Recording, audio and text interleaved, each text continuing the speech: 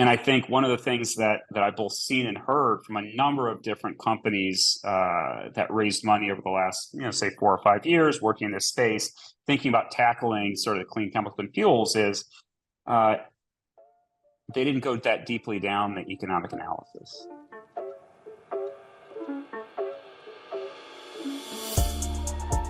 Welcome back to the Clean Techies podcast, where we interview climate tech founders and VCs to discuss all things building and investing to solve the biggest challenge of our generation, climate change.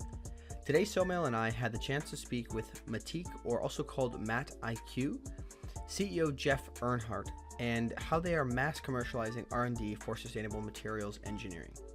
They do this by first looking at the areas in need of decarbonization, applying basic principles of physics to know which areas are most feasible to develop new technologies in, at least currently.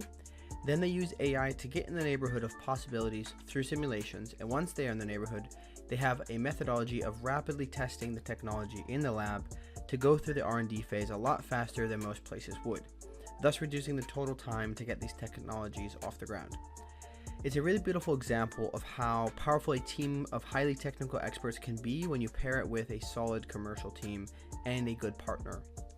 Outside of what they do and how they work, Jeff also shared advice for early career professionals, the misalignment of incentives in academia to go for the moonshots, why they chose to partner with companies to develop technology rather than just sell the IP, some ideas of areas to build in climate, and the importance of identifying and hiring, as he calls it, icons that will bring their followers with them, especially when you're hiring technical talent like PhDs.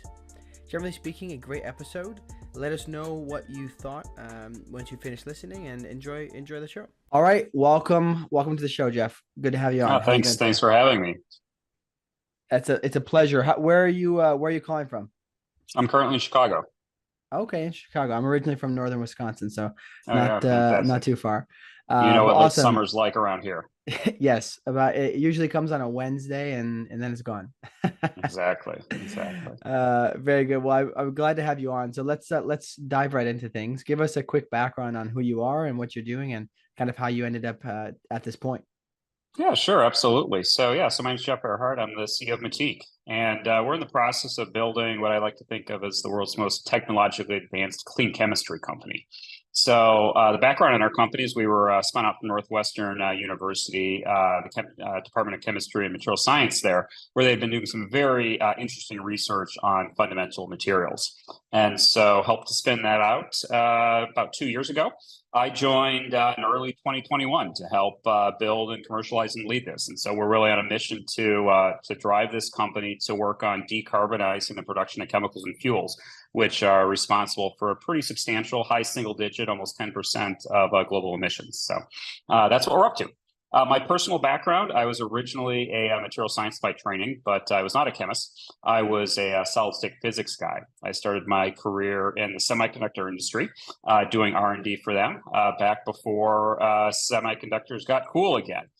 So it's nice to see that renaissance. But I started off doing that, and what I got sucked into doing was building large-scale software systems to help drive the R&D production of a couple billion computer chips every year. And so that sort of led to my transition from being a pure physical sciences guy to being a software guy.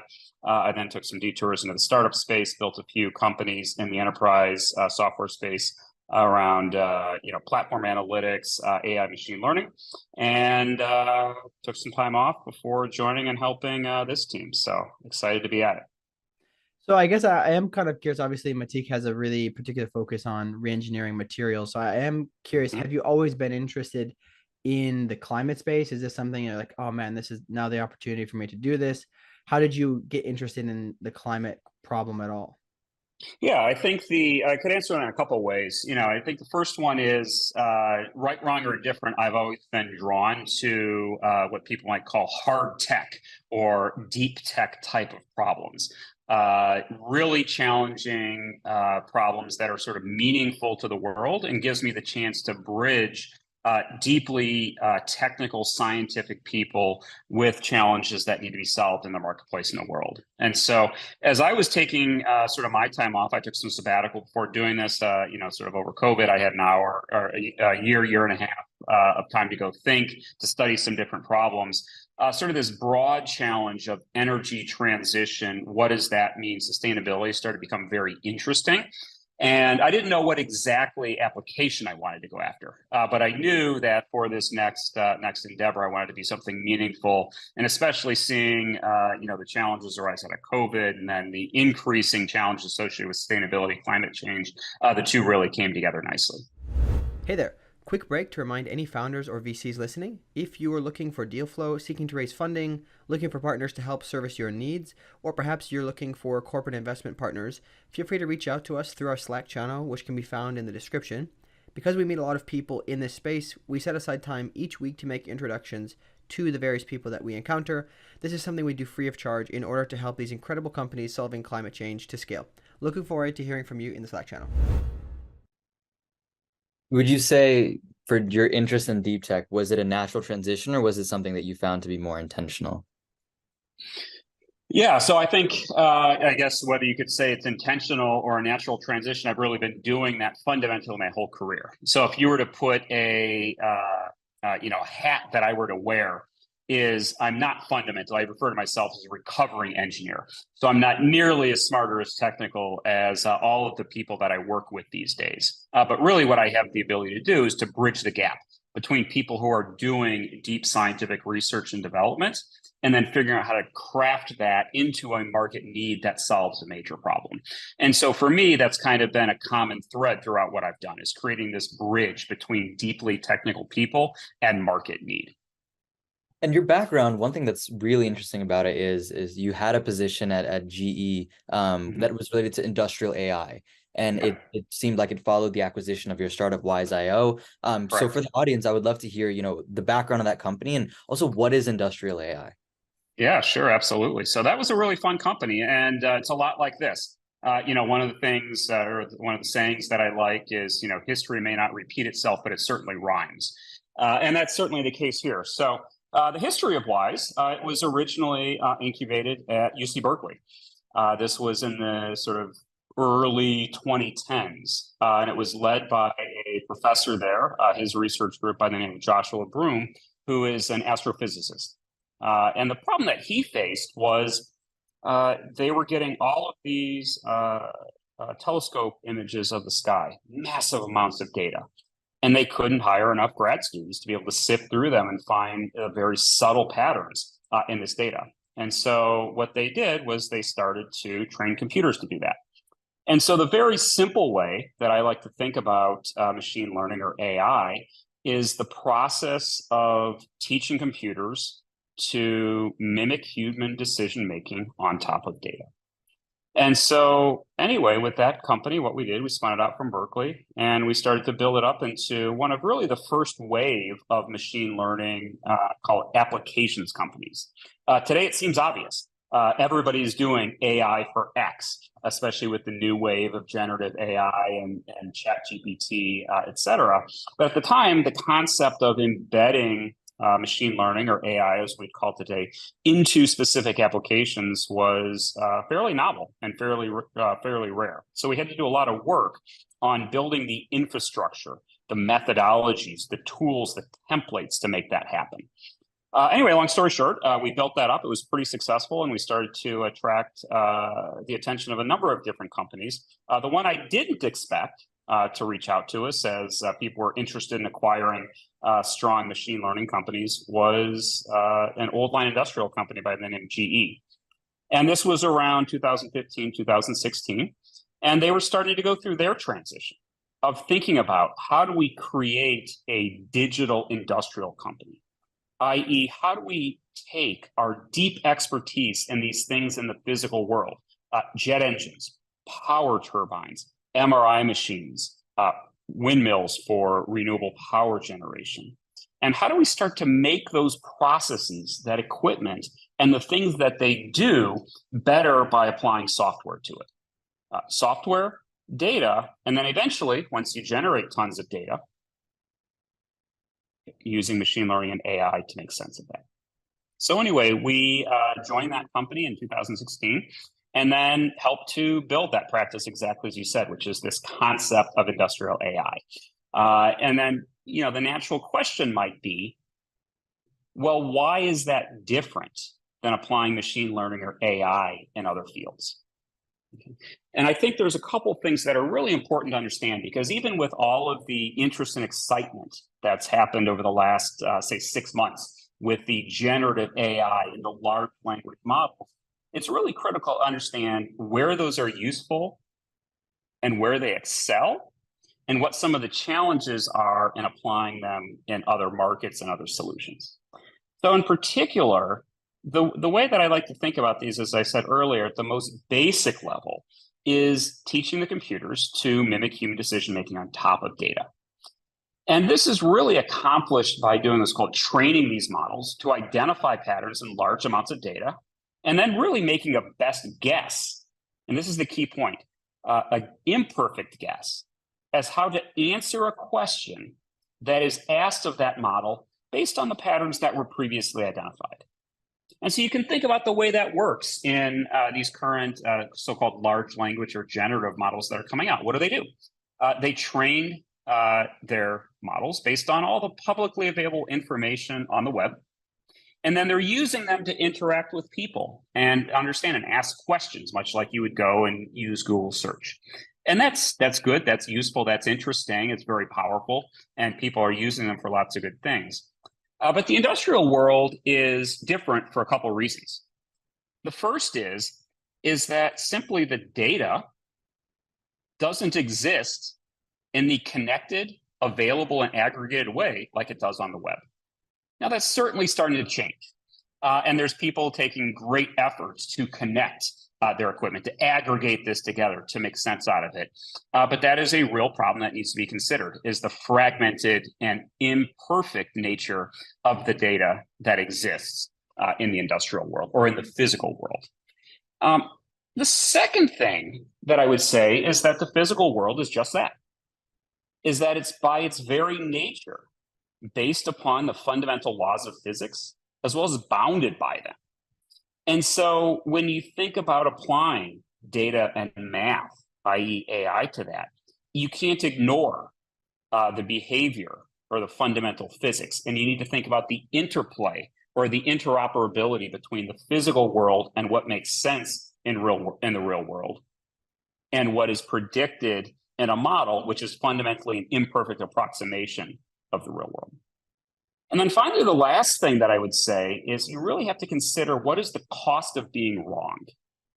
And what do I mean by that? And so think earlier, I mentioned that when you're asking a model a question, it's simply making a prediction. It's making a best guess as to what the right answer is. And that's got some kind of uncertainty around it. In certain spaces, for example, if you're serving an ad, right? If you go to a website and they serve you an ad and it's not something you're interested in, the cost of being wrong isn't very big, right? It doesn't really matter. But in other things, if you're thinking about things in the healthcare space or things in the industrial world, like one of the problems I spent a lot of time on, which is how do you do maintenance on an aircraft engine? And deciding whether to take that aircraft engine off the wing and do some maintenance or not is a whole lot different if you get that prediction wrong than it is if you serve somebody the wrong ad. So really the combination of those three things together, the fact that the data is simply very fragmented, often dirty, imperfect, and not very well connected, the fact that these processes by definition have to be grounded in the fundamental laws of physics and what proper behavior is. And then finally, the fact that making imperfect predictions could have very dire consequences really means that this concept of industrial AI can be based on many of the same principles, but needs to be considered and treated in a very different way. And that really leads a lot of what we're thinking now about at the company and how we can leverage some of those thought processes, those capabilities, and this interplay between the physical world and the digital world to solve some very big and new challenging problems that the world is facing from a climate change and sustainability standpoint. Hey there. Are you building a climate tech business and looking for very specialized talent? Consider reaching out to our sponsors, NextWave Partners. NextWave are experts in talent acquisition, recruitment, and retention across the climate tech, renewables, and ESG spaces globally. So if your team is growing or you're looking to make a career change yourself, feel free to reach out to NextWave at next-wavepartners.com or reach out to one of their consultants directly via their LinkedIn page. That's really, really cool because, I think it's going to be really interesting to see how that plays into the way that you think about the problems that you're solving now. I think the point that you brought up about this being, industrial context being more critical, or at least where AI and data can come in, is generally speaking in critical processes. I find that really interesting because that's sort of the barrier that we see to a lot of traditional investing within climate, which is in order to disrupt that traditional barrier that exists, you probably need a lot more investment. But at the same time, it's sort of a chicken and the egg, because how do you get that investment if you're projecting a longer time scale? You've had now obviously a current success story, a previous success story operating in this. What would you say worked for you in terms of being able to be the person that convinced a hardline sort of backer or an industry that was lagging or required more convincing to adopt your technology? What do you think really drove you to the finish line? I would say really three things, which is patience, persistence, and pragmatism. And so what do I really mean by that? There is a reason why traditional industries, right? Those industries I worked with when I was at GE, and those industries which still need to go through this transition of becoming more sustainable, just like you were asking, still do things a certain way. And that's because they have tremendous knowledge, expertise about what can go wrong and what are the consequences of something going wrong. And so really what I learned is, again, those three things, right? That it takes time. And so what does that mean from a startup standpoint? That means, how do you set realistic expectations? How do you manage your burn rate to be able to recognize and realize that transition and change in the physical world, especially in the traditional industrial world, moves slower than it does in the digital world and sort of modern digital first industries, right? Persistence, right, means that it's going to take a while to get things right. And there is iterative experimentation that's needed. And you need to think about, how do you crawl, walk, run in terms of what the solutions are. And then pragmatism means a couple of things, right? Pragmatism means, what does it mean to work in the constraints of the way the world is run today by these legacy companies? And in particular, one of the things that we spent a lot of time thinking about and optimizing for is that, while it's good to drive these sustainability solutions for the sake of the world and for the sake of sustainability, if they aren't able to stand on their own 2 feet, i.e., if they can't be economically viable or commercially competitive on their own, it's very hard to get people to adopt them. And so one of our key mantras as we're working on developing these solutions for producing clean chemicals and fuels is that they must be economically viable. And our goal is to eliminate the green premium that so many people have made the bet on in these sustainable solutions that are being promoted today. Interesting. So I want to follow up with this. I think, just to maybe reiterate, I don't necessarily know if we need more clarification, because it'd be getting very, very technical and nuanced to the particular situation. But to reiterate, the point being is, if you think about your potential technology and you think about the constraints of physics, and you take it out to the world, can you actually make it financially feasible? If you cannot, probably try something else, right? Is basically what you're saying. That's exactly right. And what we are doing is we are explicitly using our technology, our differentiated technology, to develop these type of electrochemical systems, i.e. clean production of chemicals and fuels, to eliminate that green premium, solve the ones that are most economically viable, generate more expertise that we can build upon, leverage things like data and AI to understand the correlations between those reactions, and then over time start to address those ones that are harder and less economically feasible today. Yeah, that makes sense. So basically focusing on where the most value can be had as early as possible, because we don't exactly have a lot of time. You got it. That's quite interesting. I'm sure it'd be great if you have any resources we can drop in the show notes for people afterwards.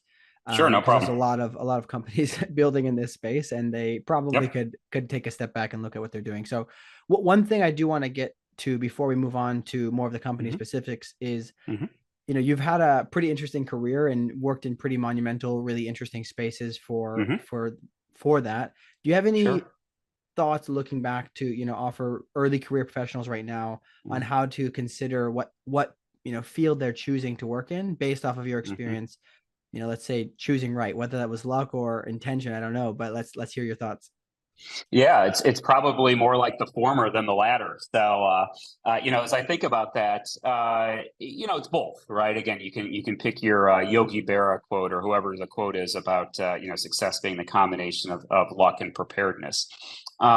But in my case, you know, as I spent a lot of time doing this, mentoring, talking to, giving talks, you know, for early career or in college people, and a bunch of different themes, you know, come out. But you know, can highlight a few here.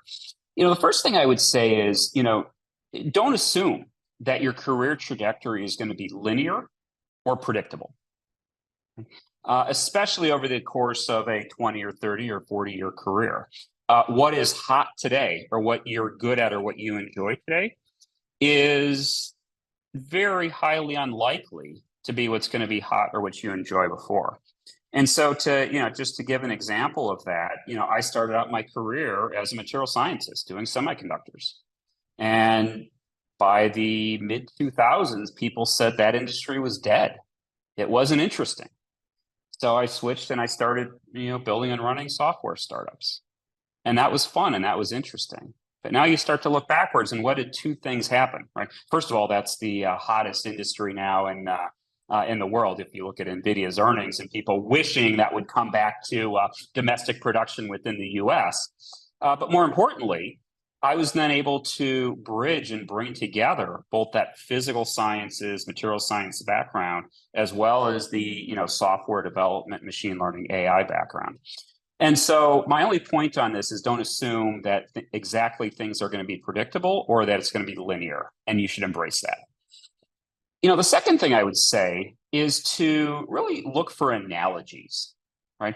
You know, we sort of said before, you know, life, you know, history may not repeat itself, but it certainly rhymes. And one of the things I was taught early on in one of my first startups, I spent a lot of time working in the financial services industry.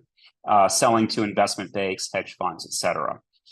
And what one of the people there told me is, we were talking about who is hiring, what talent he was looking for, and why they were interested in using our software. And his point was, you know, I can teach people finance, but I want people who can think in other industries outside of mine. So he wanted to be able to hire biology people, history people, et cetera, that could think and can learn the finance and the math. And the point was, if they can pattern match from those other fields, it can give me a unique competitive advantage. Okay, so that idea that ability to recognize, I see how this works in the field of aviation, and now I can apply it to chemicals and fuels production, for example, right, is very useful. And the last thing I would say is, really, especially early on, find a great mentor.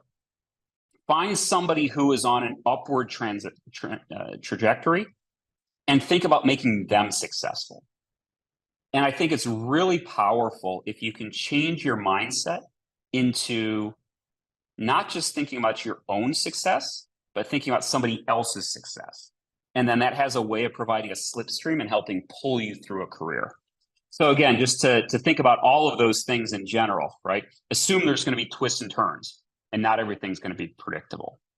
Think about what are the analogies for how things might play out in the future based on what has happened in the past. And then think about really skating to where the puck is going to be. And then finally, you know, try to change the mindset from only thinking about your personal success to thinking about the success of somebody who cares about you and seeing the goodness that will come out of that. Hey there, thanks for listening to this episode. If you made it this far, it's likely that you're enjoying the show, so I wanted to ask your help. If you're enjoying it, please give us a review on Apple Podcasts and share with somebody in the same industry who might find this interesting. And if you're interested in getting summaries of these episodes, go subscribe to our newsletter that comes out on LinkedIn and Substack. Links can be found in the description. Thanks for your help in growing the reach of this show. So, yeah, I really appreciate breaking it down and sort of fitting in the variability that will inevitably happen and the ways you can kind of hedge against it. I know that that's oftentimes what feels most applicable is you may not be able to control the luck, control the chance, but try and manufacture it, right? And try and associate with the people that can help you get there. So I appreciate the candor there. I think we've set the scene very well in terms of understanding who you are, where you come from, and as well as some of the previous successes that you've been able to have. I would love to now transition to just, fully open the floodgates and really talk about Mattiq. Sure, absolutely. Go ahead. Am I pronouncing that correctly? You can say it however you like. I say Mattiq, but certainly the IQ infers that there's some intelligence under the hood in our studying of some of these critical materials. So either one is perfectly fine. I'm not offended. Well, but So go ahead. No, please. Well, so I appreciate the clarification there. So Mattiq, could you please talk us just through what at a high level Mattiq does and the different areas that it covers? Yeah, sure, absolutely. So, I think as I mentioned when we kicked off, we're really on a mission to build what I like to think of as the world's most technologically advanced clean chemistry company. And specifically, so what does that mean, right? We really envision a future where the world transitions from producing these critical chemicals and fuels that power our world, where they're manufactured using fossil fuel feedstocks and fossil fuel heat, into a world that leverages renewable feedstocks and renewable energy. And in turn, that's going to really allow us to decarbonize these, what are referred to as hard to abate sectors that account for close to 10% of global emissions. So how are we doing that? We're doing that by really radically transforming the world of electrochemistry. And so what's electrochemistry? Electrochemistry is sort of what I hinted at earlier. It's the idea of using electricity to drive or to power chemical reactions instead of heat. And on the one hand, it's both a technology that's been around for a long time, has quite a bit of history, but it's also a very new technology. And so the reason it's getting a lot of attention recently and more mainstream attention is because it's being used in the production of clean or what's called green hydrogen in a process that's called water splitting. So the basic idea is you take water, you put it in one of these electrocatalytic systems. I like to say you plug it in the wall, right? You give it electricity in the context of a catalyst. In the case of water splitting, that catalyst is a very rare element called iridium. And then two things come out the other side. You get oxygen, which of course isn't harmless, and you get hydrogen, which can be used as a clean fuel. And so really our goal and what we have built is the ability to study these very complex systems where many, many different elements and variables need to come together, from the specific catalyst that is used and the materials that define that catalyst. What is the membrane? What's the electrolyte? What's the operating conditions? What is the chemical reaction you're going after? To date, those processes and those systems have only been studied in a very linear, i.e. one at a time, in a very fragmented way by many different technologists around the world. And so what we've built is a technology platform that marries both the physical world as well as the digital world to be able to synthesize materials that can drive those reactions, scale them up, and study them in the context of these real-world systems called electrolyzers that drive these clean chemical reactions. And we're able to do that experimentation orders of magnitude faster than the status quo. And then, of course, like we were just talking about, generate massive amounts of high-quality, unique data that we can then apply math to it in the form of machine learning and AI to accelerate this process and really drive understanding, not just of these systems that are being used to split water into oxygen and hydrogen, but now potentially go study things like how can we turn renewable feedstocks into things like the precursors for nylon, or the production of hydrogen peroxide, or potentially things like ammonia, the world's most common fertilizer. So fundamentally, that's what we're doing. So I'm going to try to make sure I repackage this to get it Please. into my non-engineering person, that make sure I can understand this. You have a method to be able to test out without maybe necessarily actually doing it physically in a lab. You can probably test it on a computer. Many different processes and applications of different chemicals, et cetera, to identify potential outcomes that might work, that you can then kind of further study and see if it actually is legitimate. Is that correct? It is correct, with one clarification. We are doing this physically in a lab. So we are able to take and not just do simulation within a computer. We are able to do physical experimentation in a lab to study these at a scale that nobody else in the world has seen before. And so the analogy I might give you to think about is, if you followed what happened in the world of genomics and drug discovery a decade or two ago.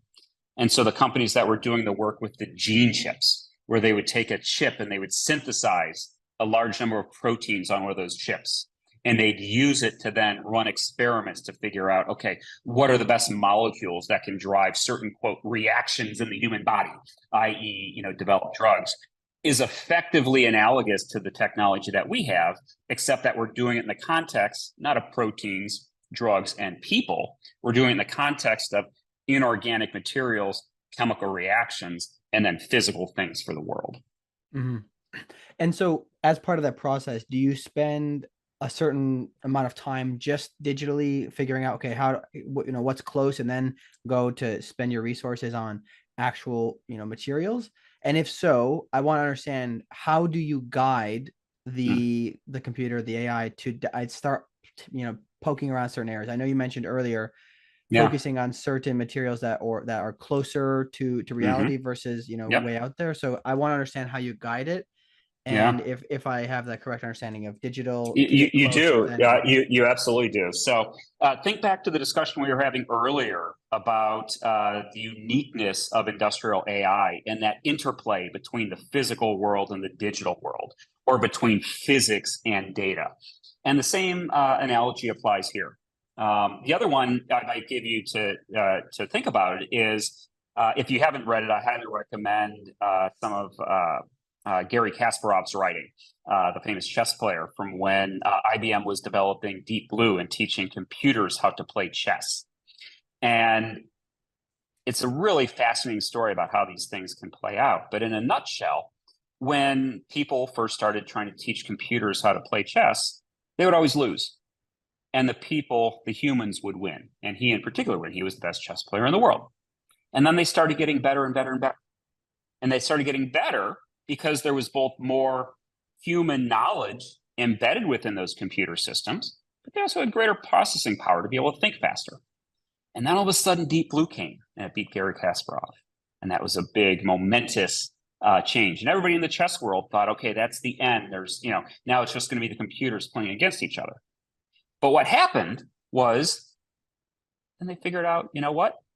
If we could create a team where there's a computer and a great human player, they can do better than either one alone. And so you can think about that as exactly what we're doing. So you can start from the seed. We have great technical experts, people who are deep experts in material science and chemistry and electrolysis. And they spend tons of time studying, reading papers, doing research individually. And that creates the original seed. So what do we point a first experiment at? We point a first experiment at their human knowledge and expertise to be able to do this synthesis based on what they think is right. However, because we can do so much real world experimentation so quickly, so efficiently, and so cheaply, we can also take risks on things that might be wrong, that those human experts wouldn't have predicted can work.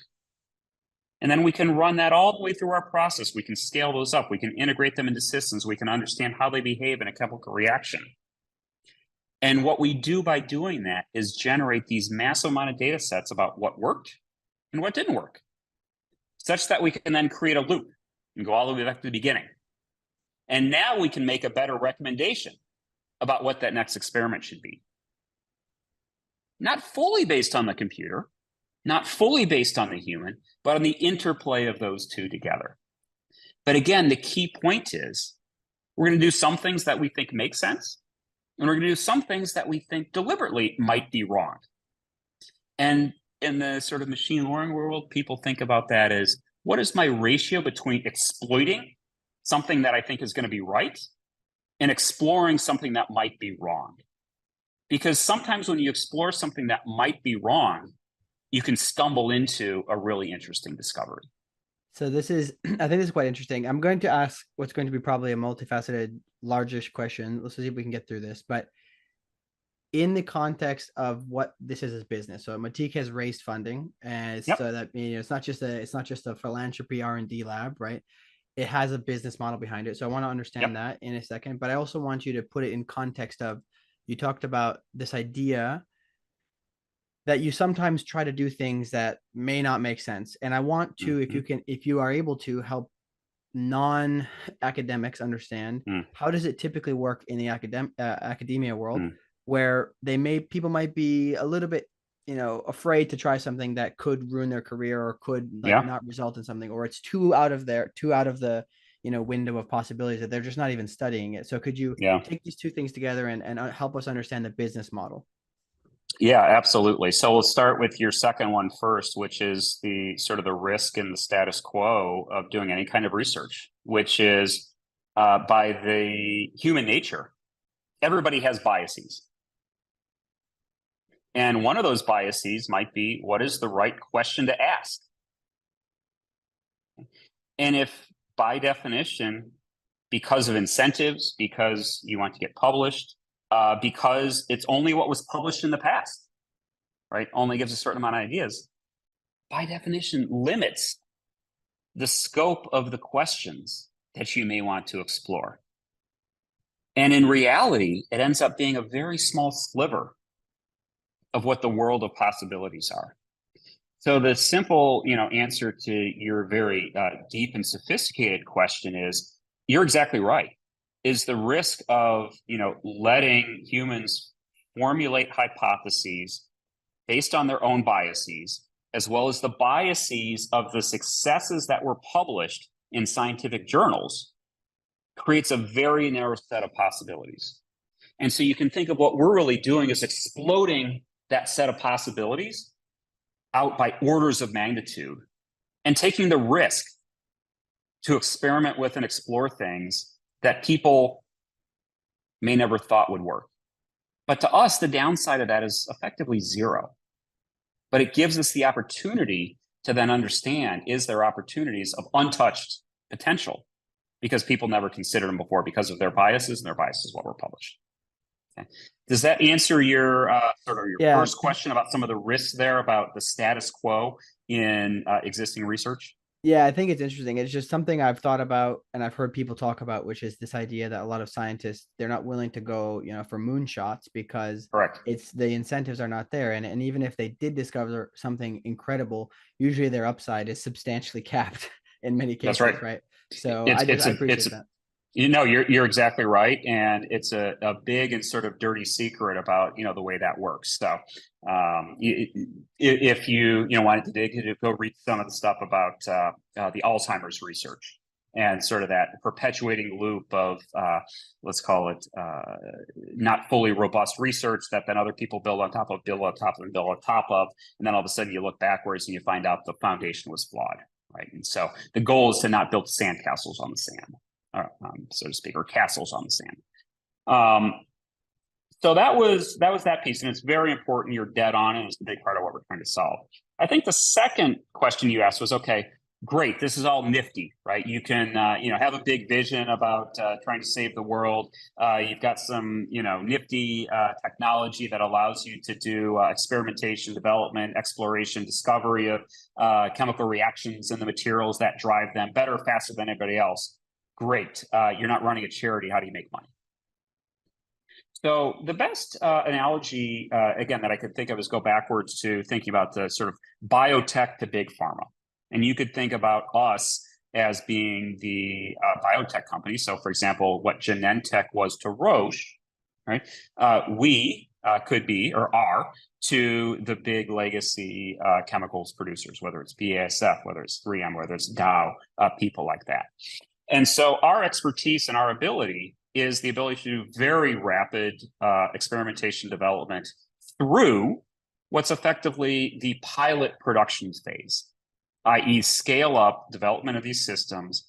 But our goal right now is not to become a full stack or a producer of these end products. I've spent enough time working within those companies, working with them, that I understand that's an entirely different expertise. There's tremendous amounts of know-how, relationships, channels, scaling, reliability for how that's brought to market. And so our business model is to develop these technologies, again, through the pilot phase, and then partner with the existing companies in the space to take them into volume production and into market. And then we basically share that success as we take these, again, more sustainable versions of chemicals and fuels that already exist in the marketplace. Sorry, just one clarification there. So you're not just developing the technology to then license the IP out. You're doing this in partnership with somebody else who would then go take care of it and actually produce the chemicals? Correct. That's exactly right. Ah, okay, interesting. So why that versus the IP play? Yeah, the IP play is very certainly has some appeal, and it's a natural. It has a natural draw, i.e., it's very capital efficient. And easy to scale, easy to repeat. The reason is the uniqueness of this space. And, unlike IP in some other places where there's a more developed pipeline from the lab through development and into production, this space is not yet as developed in terms of that pipeline. And in particular, there's a pretty big gulf between the lab and production about the way sort of IP, meaning materials and processes, behave in the lab and how they behave in production.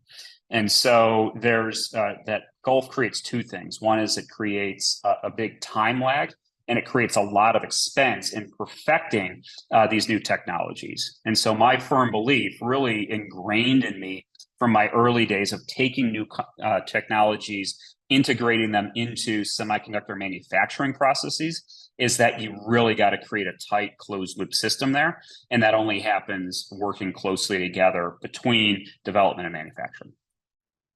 So there's, a very clear parallel there between, the operating expertise and the operating excellence and why that factors into the business model.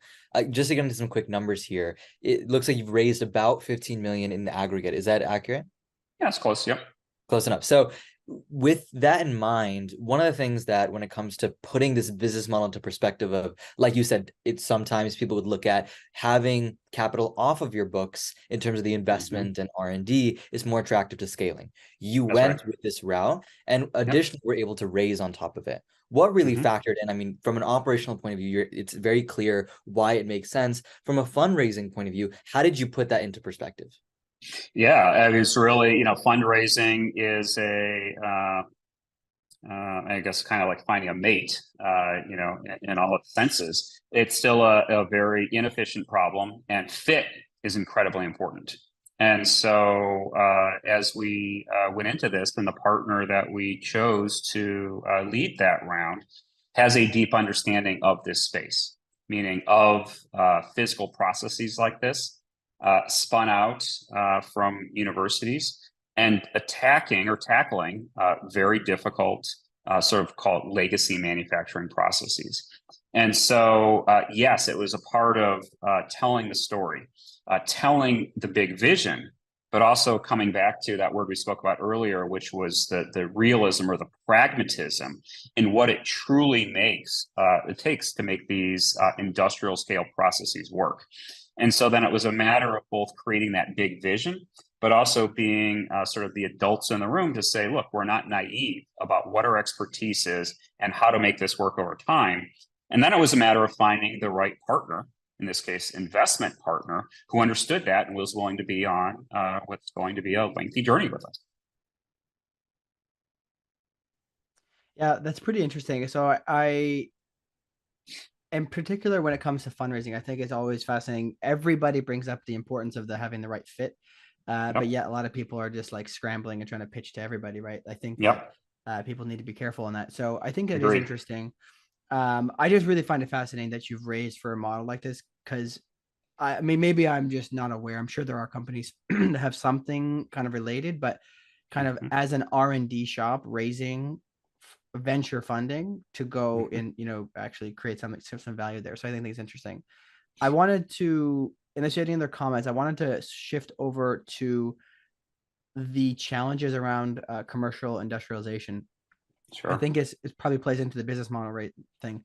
So I've heard other people bring up when you're trying to, come up with a new chemical to put in some machine, these big, huge manufacturing facilities are going to be very skeptical to put something in their machine that costs, $35, $40 million, whatever.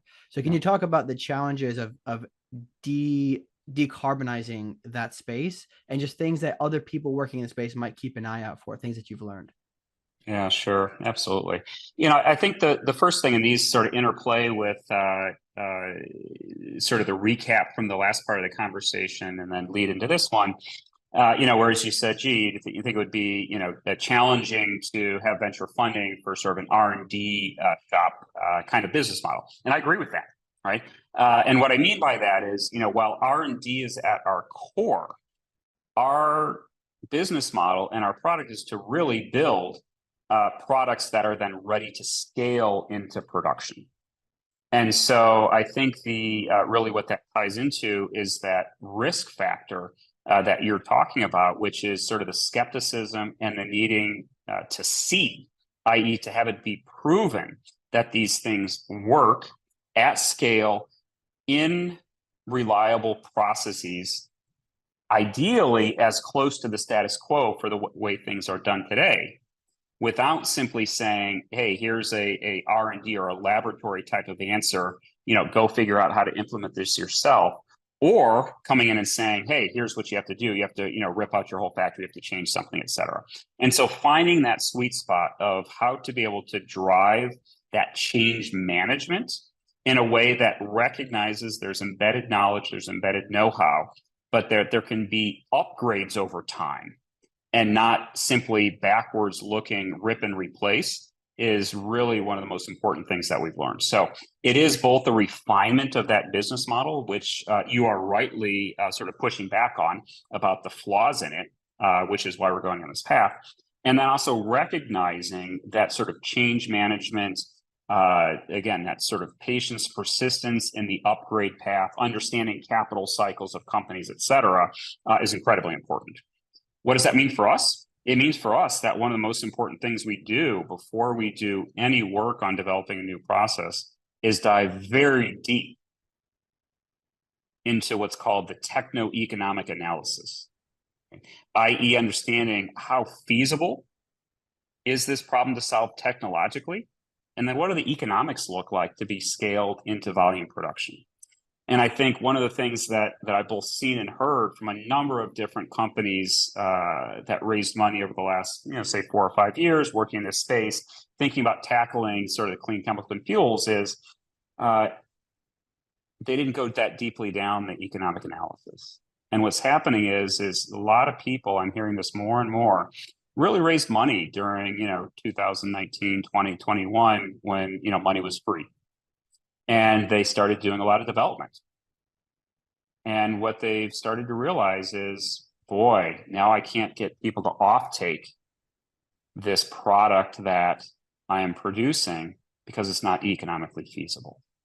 And so what we've really chosen to do, and again, the reason why we're going through this sort of, partnership route for production, the reason why we're pulling the economics in up front, back to before, the pragmatism about starting with the ones that are both more technologically feasible and more economically viable, is to effectively solve that problem. maybe the last thing I would say to put the recap on it is, there's a sort of cliche that the best time to start a company is in a downturn because you're forced to be lean. You don't have cheap capital. And this is the perfect example of that, which is we have to think very carefully about how we make money, what's economically viable, because we can't simply burn through investor capital to deliver on our vision. So there's another thing I want to ask around partnerships, and this is difficult to try to put clearly, so I'll try to do my best. But with developing these new things, you kind of get it out of the lab and then it has to go through basically a pilot project. I'm assuming you may have, I don't know if it's one or is it multiple partners that you kind of work with based off of the chemical?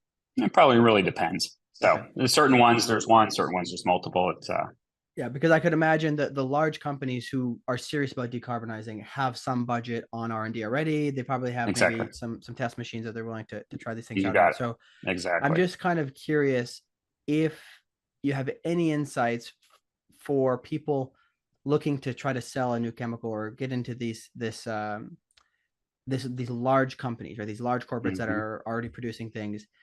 I've heard some people mention that they tried selling to the end consumer who was actually making the bottles or whatever, right? But they weren't the one making the chemicals. So then they realized they had to go to a different part of the value chain. Do you have any advice in terms of where to target your sales or where to target your partnerships for people in the space, or what you guys do as well? I'm just kind of curious on that. Yeah, I mean, there's absolutely. Here's my advice. My advice is they can all work in different ways and they have different pros and cons. But whatever model you choose, it needs to be self-consistent. Okay, so for example, the people that we already talked about, say, the pure licensing model into the big companies, and that can work for some people. It's not what we're choosing to do. It's got certain pros and cons that we talked about. On the flip side, the argument of going straight to the end consumer is really related to the ability to get that brand recognition and start to be able to sell something as, quote, more sustainable, right? And the bet that those companies are making is that their brand recognition and that the end consumers will pay that premium because the process is more expensive. And that's okay, that might work. And there's certainly debates about that. It may change depending on economic conditions, et cetera. As a sidebar, there was an interesting article about Allbirds, I think it was in the Wall Street Journal, right? About, them trying to go down this path, really sell sustainability, et cetera. And even for something as consumer facing as shoes, that was really challenging. And they faced really business challenges because consumers just weren't willing to pay for it. But my point is, that's okay. You can try that model, but that means that your marketing, your branding, the way you position yourself, that focus needs to be tied to that. And so what we've chosen to do is to solve the problem of sort of the green premium, not by asking people to pay more, but by making our processes more economically viable and efficient on their own.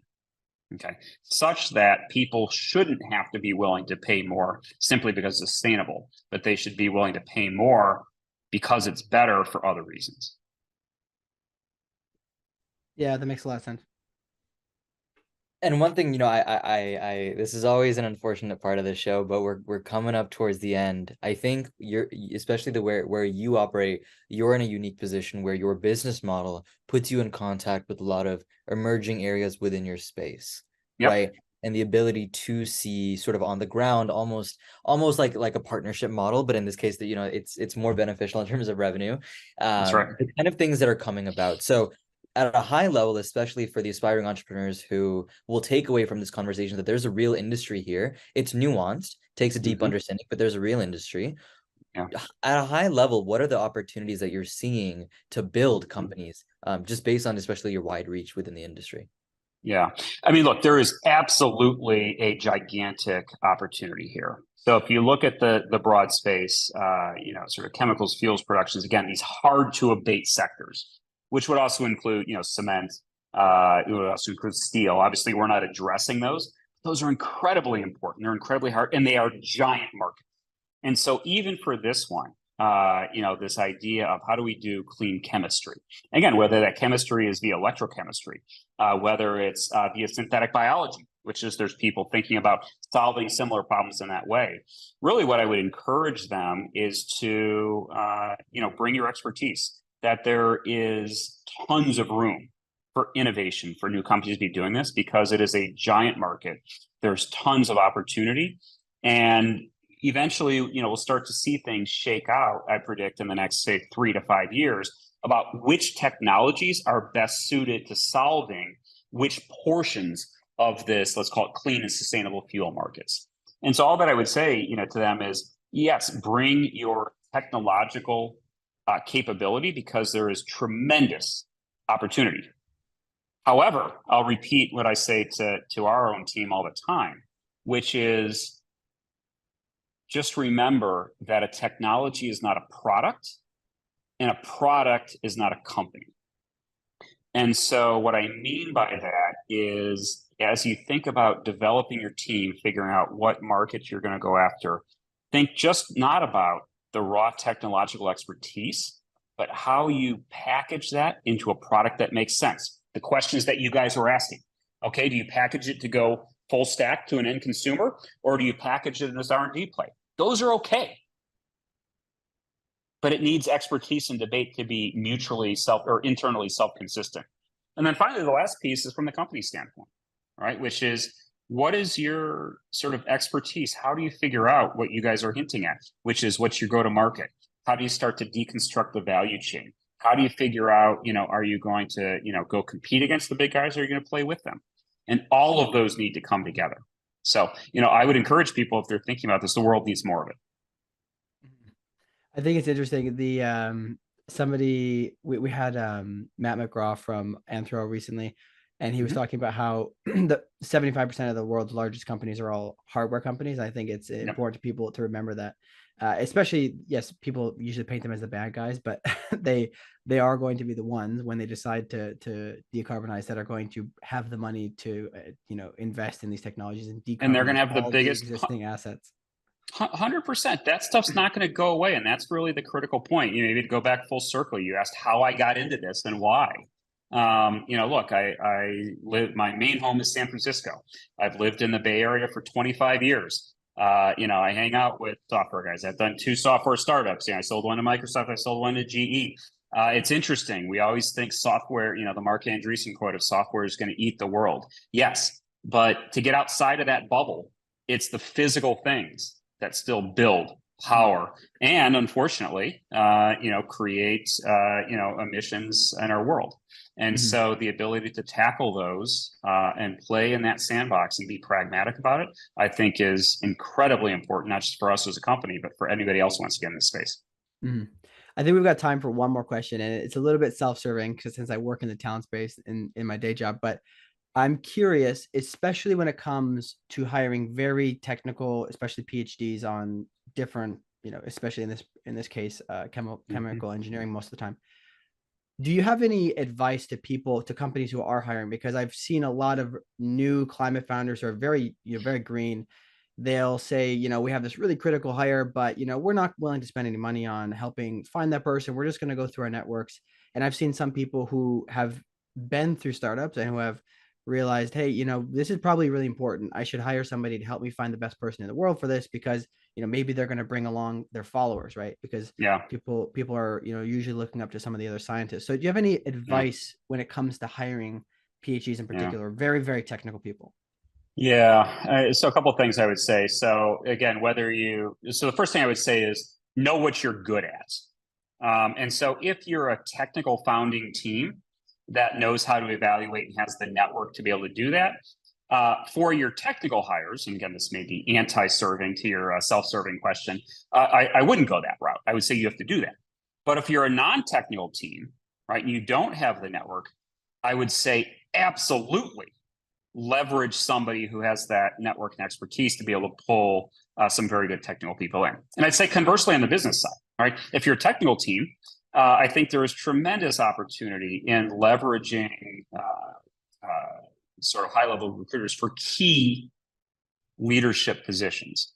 And here's what I'll bring that now back to the technical side, which is, so the model I've used in the past is a couple things. So first is know what you're good at.